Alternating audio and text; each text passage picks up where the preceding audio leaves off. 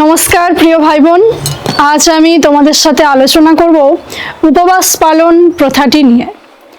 দেখো প্রিয় ভাই বোন, এই উপবাস পালন এই প্রথাটি হলো এমন একটি প্রথা যার দ্বারা আমাদের দৈহিক জীবনে কিছুটা কষ্ট হলেও আমাদের আত্মিক সত্তা কিন্তু ভীষণ বলবান হয়। আমরা পবিত্র বাইবেল শাস্ত্রে দেখতে পাই, প্রভু যিশু যখন এই পৃথিবীতে ছিলেন তখন প্রভু নিজেই আমাদেরকে এই উপবাস পালন প্রথাটি পালন করার ব্যাপারে উপদেশ দিয়েছিলেন এবং সেই সঙ্গে এই উপবাস পালন প্রথাটি আমরা কিভাবে মেনে চলবো সেই বিষয়ে তিনি একটা পদও আমাদেরকে দেখিয়েছিলেন। প্রভু আমাদেরকে জানিয়েছিলেন যে যখন তোমরা এই উপবাস প্রথাটি পালন করবে তখন তোমরা এই প্রথাটি একান্ত গোপনীয়ভাবে পালন করবে, যেন তোমাদের আশেপাশের কেউ জানতে না পারে যে তোমরা উপবাস রেখেছ। তাহলে কি হবে? তোমাদের পিতা ঈশ্বর, যিনি গোপন সব কিছু দেখেন এবং শোনেন, তিনি তোমাদেরকে পুরস্কার দেবেন। যেটা আমরা বাইবেলে দেখতে পাই, পবিত্র বাইবেল শাস্ত্রে মথি 6:16-18 পদে। এই জায়গায় আমরা এই প্রভুর উপদেশটা দেখতে পাই। কিভাবে এই উপবাস প্রথাটি আমরা পালন করব সেটা প্রভু যিশু নিজেই আমাদেরকে সুন্দরভাবে জানিয়ে গেছেন। কিন্তু প্রিয় ভাই বোন, বর্তমানে তোমরা একটু লক্ষ্য করলে দেখতে পাবে বেশ কিছু খ্রিস্ট বিশ্বাসী ভাই বোন আছে যারা এই উপবাস প্রথাটি পালন করার ব্যাপারে বিন্দুমাত্র গোপনীয়তা রাখে না, বরং আশেপাশে সবাইকে জানিয়ে শুনিয়ে বলে বুঝিয়ে তারা নিজেরা উপবাস প্রথাটি পালন করে।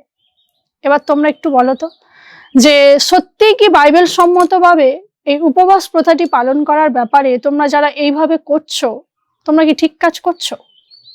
আর তোমরা যে শুধুমাত্র এইভাবে মানুষকে জানিয়ে বুঝিয়ে করছো তা নয়, আমরা দেখি তোমরা এই উপবাস প্রথাটি পালন করার ব্যাপারে একটা রুটিন মাফিক উপদেশ মানুষকে দিয়ে থাকো। কেমন?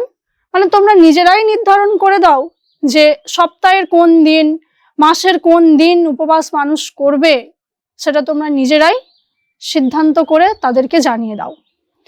তো বলতো, এতে মানে একটা নিয়ম মাফিক উপবাস প্রথা পালন করার ক্ষেত্রে লাভটা কি হয়? মানুষ তো উপবাস তখনই পালন করবে যখন তার প্রয়োজন আছে। যদি প্রয়োজন না থাকে তাহলে একটা রুটিন মেপে উপবাস পালন করা, আবার মানুষকে জানিয়ে শুনিয়ে বুঝিয়ে এইভাবে করার কথা তো প্রভু বলেননি, আর এইভাবে করার কোনো প্রয়োজনও নেই। তাই এই ব্যাপারটা নিয়ে আমি তোমাদেরকে এটাই বলতে চাই, যারা এইভাবে করে থাকো তোমরা নিজেরাই একটু চিন্তা ভাবনা করো যে বাইবেল সম্মতভাবে এই কাজটা তোমরা ঠিক কাজ করছো কিনা। আমার মনে হয় এটা একদমই তোমাদের দিক থেকে ঠিক কাজ হচ্ছে না। বিশেষ করে এই যে তোমরা মানুষকে ধরে ধরে জানিয়ে জানিয়ে উপবাসটা করো, সেই কাজটা তোমরা করো না, কারণ প্রভু এইভাবে উপবাস পালন করার কথা আমাদের বলেনি। তাহলে আমি আমার বাকি সকল ভাই বোনদের উদ্দেশ্য এটাই বলছি, যদি কখনো জীবনে প্রয়োজন পড়ে তবেই তোমরা এই উপবাসটা রেখো।